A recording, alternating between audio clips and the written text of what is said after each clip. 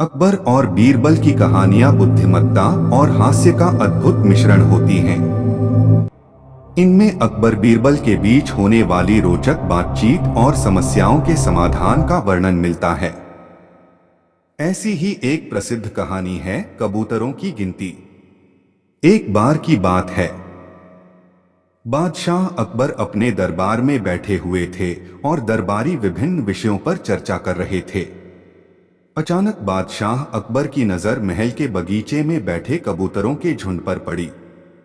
उन्होंने देखा कि कबूतर चारों ओर उड़ रहे हैं और कुछ कबूतर पेड़ की शाखाओं पर बैठे हैं। उनके मन में विचार आया कि इन कबूतरों की कुल संख्या कितनी होगी।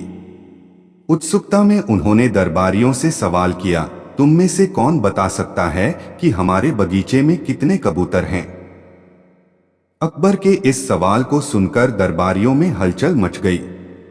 किसी ने कबूतरों की गिनती करने की पहले से सोची भी नहीं थी और अब अचानक से इस सवाल का जवाब देना किसी के लिए आसान नहीं था। दरबार के कुछ दरबारियों ने अंदाजे से जवाब देने का प्रयास किया, लेकिन वे सही जवाब नहीं दे पाए। कुछ ने कहा कि करीब 200 कबूतर होंगे, तो किसी ने कहा कि शायद 300 होंगे। सभी के अलग अलग उत्तर थे और उनमें से कोई भी अपने जवाब पर पूरी तरह से आश्वस्त नहीं था। बादशाह अकबर ने मुस्कुराते हुए अपनी नजर बीरबल की ओर घुमाई। उन्हें भरोसा था कि बीरबल जरूर कोई रोचक और संतोषजनक उत्तर देंगे।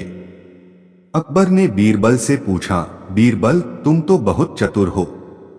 क्या तुम बता सकते हो कि हमारे बगीचे में कुल कितने कबूतर हैं? बीरबल ने मुस्कुराते हुए कहा, जहांपनाह, यह बताना बहुत आसान है। बगीचे में जितने भी कबूतर हैं, उनकी संख्या 260 है। यह सुनते ही दरबारियों में खलबली मच गई। सभी को बीरबल का उत्तर बहुत ही अजीब लगा, क्योंकि कोई कैसे इतनी सटीक संख्या दे सकता है, जबकि कबूतर उड़ रहे हैं और स्थिर नहीं हैं। बादशाह अकबर भी थोड़ा आश्चर्यचकित हुए और उन्होंने बीरबल से कहा, बीरबल, तुम इतनी सटीक संख्या कैसे बता सकते हो? अगर इससे एक भी कबूतर कम या ज्यादा हो जाए तो क्या होगा?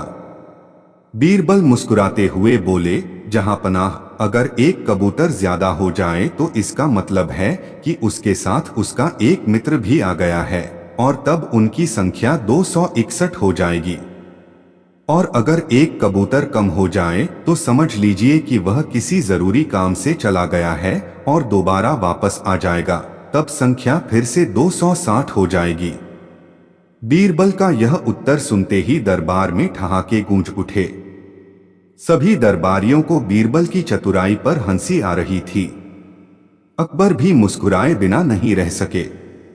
उन्होंने बीरबल की चतुराई और हाजिर जवाबी की प्रशंसा की और कहा, बीरबल, तुम्हारे जैसा बुद्धिमान और चतुर व्यक्ति मिलना बहुत मुश्किल है।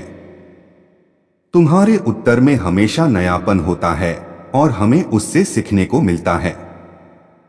इस प्रकार बीरबल ने अपनी हाजिर जवाबी और चतुराई से बादशाह को संतुष्ट कर दिया और साबित कर दिया कि कभी कभी बुद्धिमानी से ही किसी कठिन प्रश्न का उत्तर दिया जा सकता है, भले ही वह किसी गणना पर आधारित न हो। अगर कहानी अच्छी लगी हो तो हमारे चैनल को लाइक और सब्सक्राइब करें। धन्यवाद।